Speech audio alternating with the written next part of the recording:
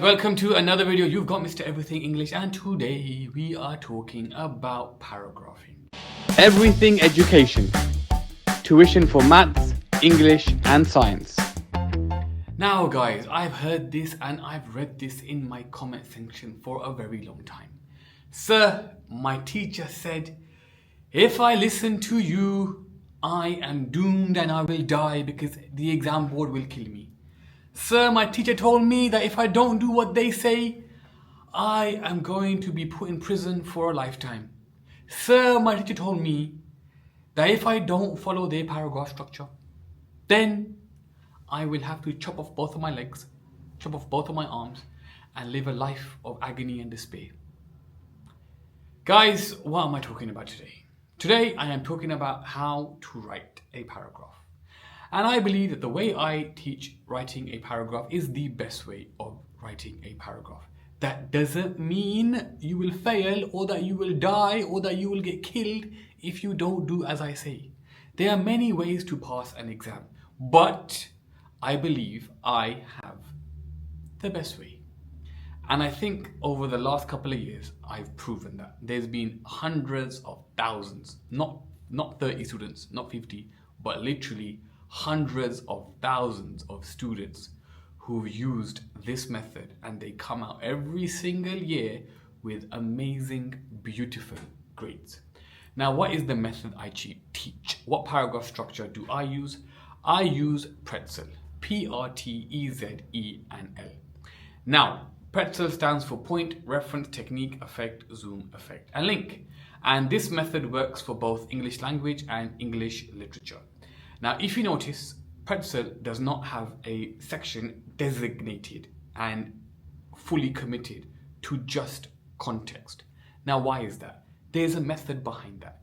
Two reasons. Number one, in English language, you are not marked on context at all.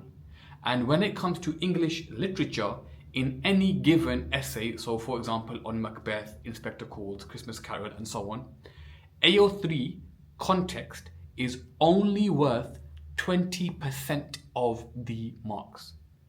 So why in the world would we put context in every single paragraph? So if you follow a paragraph structure that makes you do context in every single paragraph, you are wasting your time. We do context twice in an English literature essay, but we don't do it in every single paragraph. And that I'll address in a later video. Today, the purpose of today is to make you able to write a paragraph. That might sound weird, but listen to me. It is unforgivable that there are thousands and thousands and thousands of students at the age of 15, at the age of 16, in year 11, after being in school for all these years, and you still can't write a paragraph. And that's not your fault. In my opinion, it's because of how you've been taught. But you cannot be in year 11 and be unable to write a single paragraph by yourself. Forget essays, forget multiple paragraphs. There are thousands of year 11s that just can't write a single paragraph by themselves. By the end of this video, you will hopefully be able to write a full paragraph following the methods that I will teach you. Now, before I go over to the board, remember guys, if you ever need classes for English, maths and science, do head over to everythingeducation.co.uk and sign up for classes. Every single English class online is taught by myself, so do join and let's improve your grades together. Anyway guys, let's head over to the board. So guys, when we look at pretzel, you've got P-R-T-E-Z-E and L.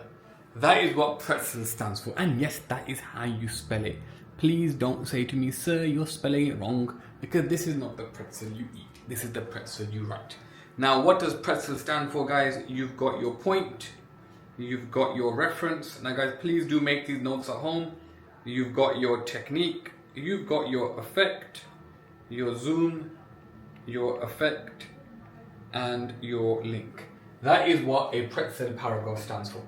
Now, let's go through each section, making sure we understand what's required of us at every stage because sometimes just pretzel or just PL or just Peter by itself doesn't make sense. Now, every paragraph, guys, in the history of the world, every paragraph in English begins with a point. But what are you supposed to do with the point? What is the purpose of the point? The first thing, guys, is your point. It must answer the question. That is the first thing that your point must do. So if the question is, how is Macbeth presented? Your point must focus on Macbeth. Your point should not be about some random character in the text. Your point has to, and your point must answer and address the question. The second thing, guys, is the following. And this is where, in my opinion, a lot of people get stuck. It's a very simple point. Your point must be clear and it must be understandable. Now, what do I mean when I say that? So many times, right, I'll read essays, I'll read English language answers, I'll read English literature answers, and I'll read the point and it just doesn't make sense. Students are being overly complicated. They're not confident with what they're trying to say, so they're using random words. Guys, your point has to make sense. You cannot confuse the examiner straight away, because then you are heading down a very, very dark path. So your point must be two things. It must be clear and it must answer the question. The next thing you move on to, guys, is your reference. And reference is another word for what? Reference is another word for evidence or quotations. Now, there are two things that your reference must do. Number one, your quote, your reference, your evidence, it must support the point. It must support the point, and it must have a technique. It must have a technique. Let's talk about the first thing. Your reference part of the paragraph, so the part where you find a quote. This is the exam board testing your ability to read something and understand something. So, for example, if you're saying that Macbeth is evil or Jekyll has a double nature as a character, they're saying, okay, fine, good job, we believe you, now prove it. So your quote is testing your understanding of the text. So it must back up your point, but it also comes from the text. Number two, guys, your quote, it has to have a technique. It has to have a technique. Because that's coming next. Don't shoot yourself in the foot. Don't ruin your exam by picking a quote that doesn't have a technique. Now, 90% of English covers two types of techniques. What are they, guys? We must pick either a structural or a language technique. Language is looking at similes, metaphors, personification. Structure is looking at foreshadowing, flashback. But your quote must have a technique. Otherwise, don't go near it. There's no point. And at this point, guys, all we do is we simply identify the technique. We simply identify the technique. Don't do stuff like language devices were invented in the year 1855. One of the early language devices is a simile. A simile is when you compare two nouns using like or as. In this quote, the writer has used a simile. Don't do none of that rubbish. Just state the technique. The writer uses a simile. The writer uses a hyperbole. Just state it and move on. So your point has to be clear, has to answer the question. Your quote has to support the point, and it must have a technique. And then when you get to your technique, you either pick out a structural technique or a language technique, and this is the part where you pick it out. Here, the writer has used hyperbole and so on. Now, guys, when it comes to the effect, do we explain the effect of the technique or the effect of the quote? The answer is very clear. Please make a note of this. When it comes to the effect, guys, we explain the effect of the technique. Always, always, always. We always explain the effect of the technique. This is a core integral part of English. When we talk about quotes, that is called inference. When we talk about techniques, that is called effect. That is why, for those of you who are familiar with the exam, English Language Paper 2, Question 2, you are inferring. Why are you inferring? Because in that question, there's no techniques. It's all about quotation. However, in 99% of English, when it comes to paper 1, question 2, paper 1, question 3, paper 1, question 4, paper 2, question 3, paper 2, question 4, and all of English literature, when you are analyzing quotations, you are picking out techniques and then you are explaining the effect of the technique. What is the effect of the simile? What is the effect of the metaphor? What is the effect of the foreshadowing? That goes over here.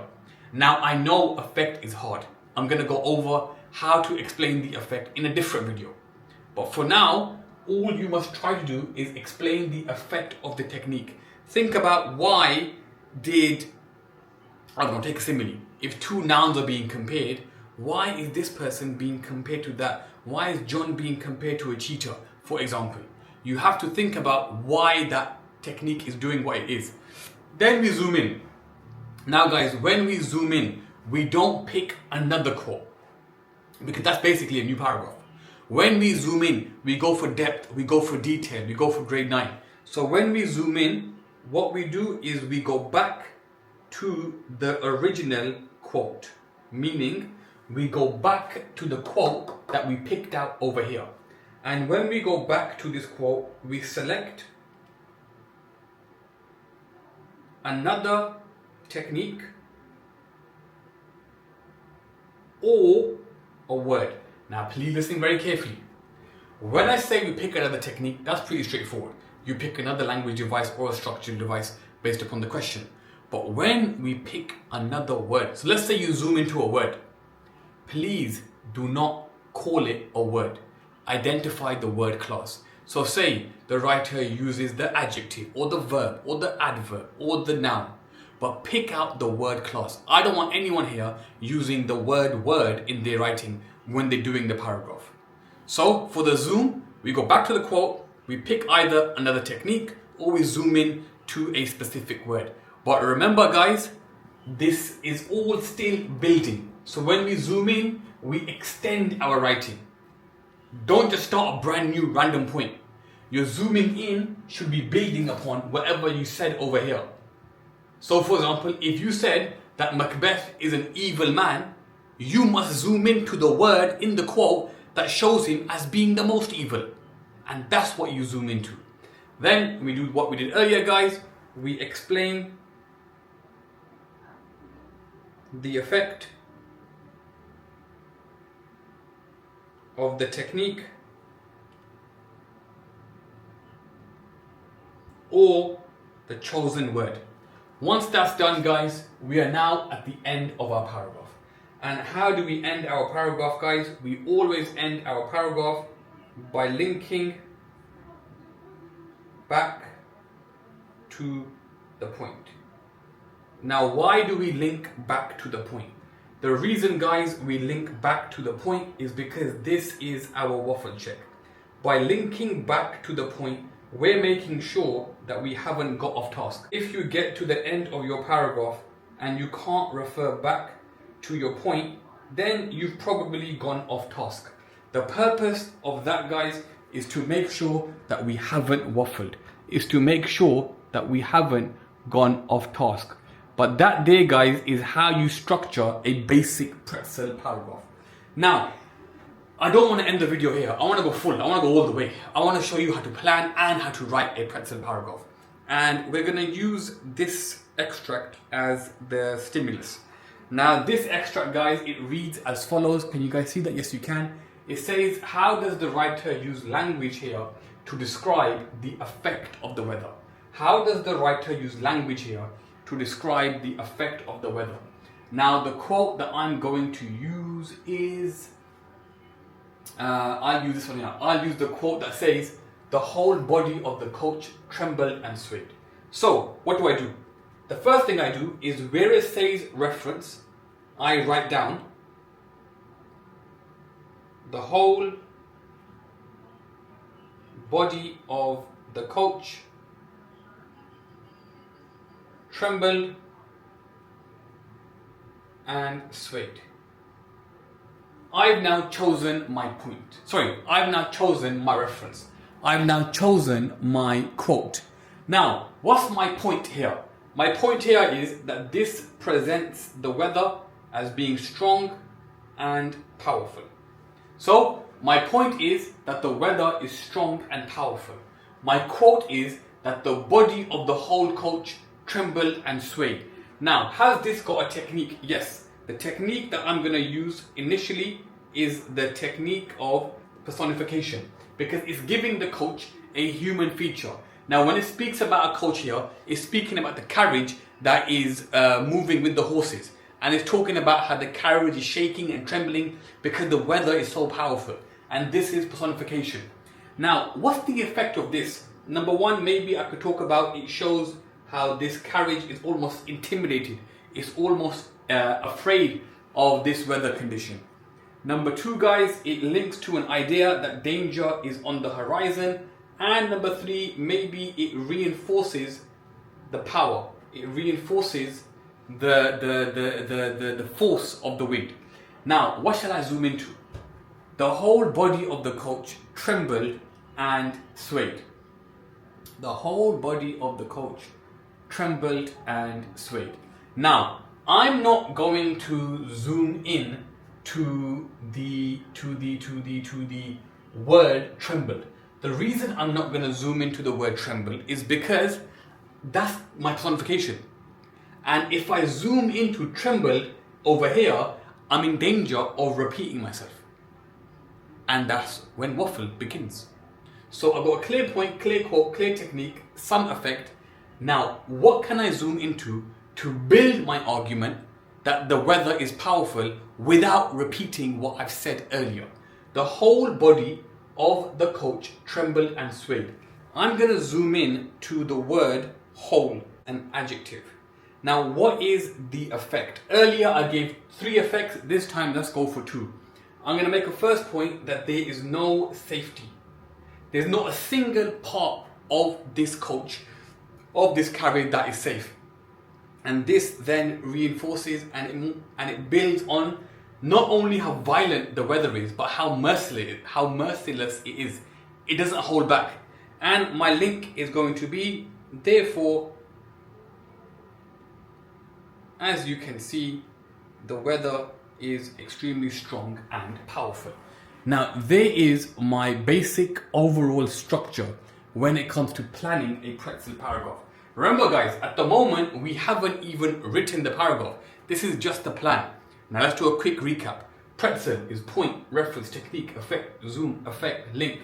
Your point must be clear. Then you have a quote to back your point. Your quote must have a technique. Then you pick out the technique.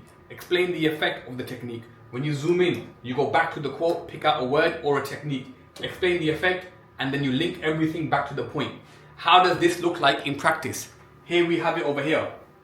Based upon the extract that I put up on the screen earlier, my point was that the weather is strong and powerful. My quote is, the whole body of the coach trembled and swayed. Does that back my point? Yes. Now, does that have a technique? Yes, personification. So it's a quote worth using.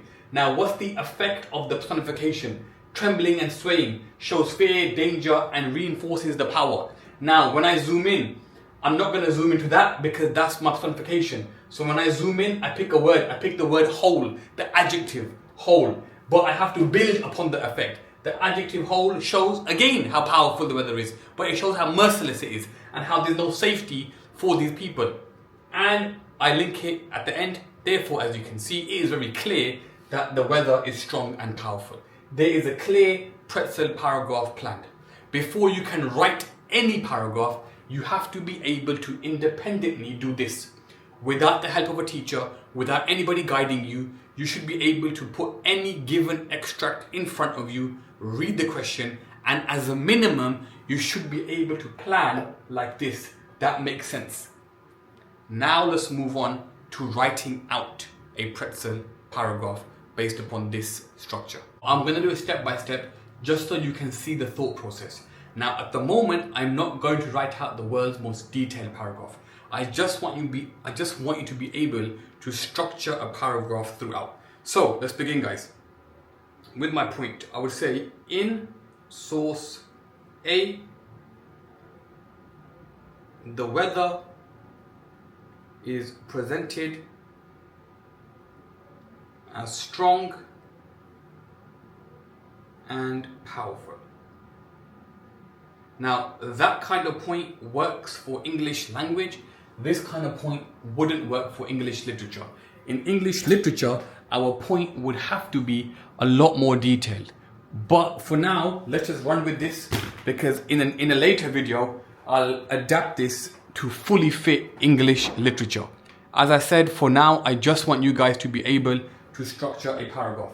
Now, the reason this point works for English language is because in English language, you are not marked upon your point. But in English literature, you are marked upon your point. It's AO1, which is worth 40%. Now guys, after our point, we then move on to our reference. In source A, the weather is presented as strong and powerful.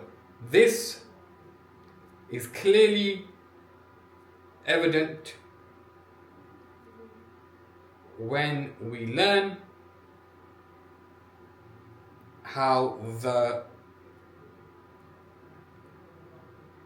whole body of the coach trembled and swayed. Full stop, end the quotation. That's my reference complete. Here, the personification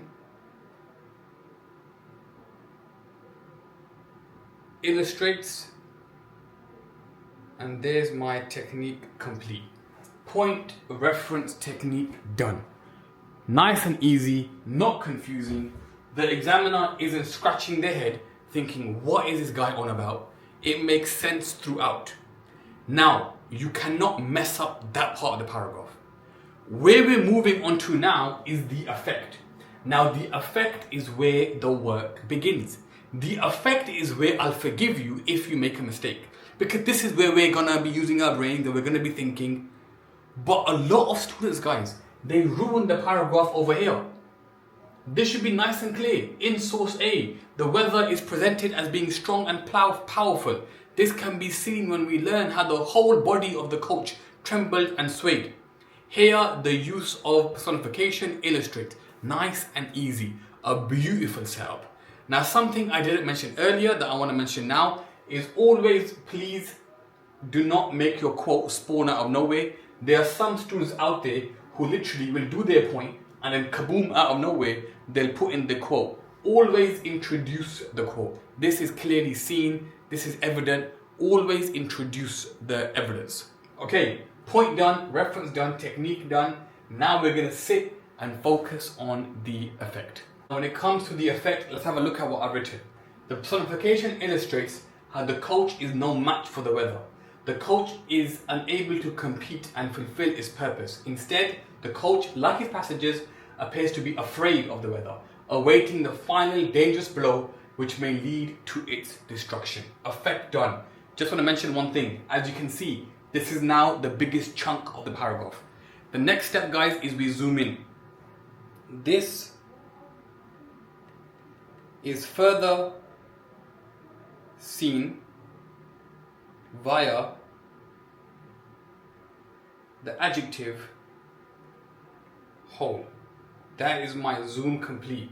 Now guys, I'm going to try to fit it in here because ideally I want you guys to be able to see the full paragraph on one page. So let me not write too much. So when I zoomed in, this is further seen via the adjective whole. Here the wind is clearly merciless. It refuses to give the coach any respite. Instead it is violent, forcing the coach into submission. As a result, the strong and powerful nature of the wind is clearly visible to the reader. Now I did want to add a little bit more to the effect, but I was conscious it wasn't going to fit in the camera. But guys, look, you can now see how to structure a basic and clear paragraph. Before we look at detail and depth and all that stuff, you must be able to independently write a paragraph.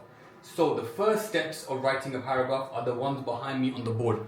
You can use pretzel. This is what pretzel stands for. The point, reference, technique, effect, zoom, effect, and link. Here is a paragraph plan. That is the first thing you should be able to do. And then you should be looking at writing out lots and lots of different pretzel paragraphs. Now, if you want to improve and if you want to jump your grade up, the only part of the paragraph that you should be focusing on, guys, is the effect. It's that part there and that part there, because that is where you are playing about with your marks. That is where the detail comes from. That is where you focus on being able to climb the grade boundaries. Now, I'm going to be making 2 more videos about this. One video will be about how to write a detailed effect, and another video will be how to write a specific paragraph geared towards English literature. But at the moment, in October of year 11, I need you guys to be able to simply write one paragraph that makes sense. Follow this structure, guys. Trust me, pretzel works for everything. All we're going to play about is the quality of the effect. Everything else we're going to leave the same. Alright guys, I hope you found benefit in this video. It's been Mr. Everything English. Peace.